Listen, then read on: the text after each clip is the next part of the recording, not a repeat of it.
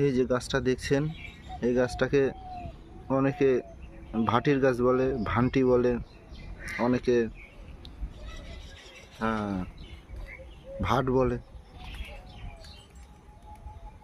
এই গাছটা মূলত সব জায়গায় পাওয়া যায়। এই গাছটা যাদের রক্ত আমাশা তারা এই গাছের কিছু কচি পাতা নিয়ে 10টা মটর দানার মতো বড়ি বানিয়ে প্রত্যেক দিন সকালে খালি পেটে খেলে রক্ত আমাশা ভালো হয়। গাছটা চিনে রাখুন, খুবই মূল্যবান গাছ।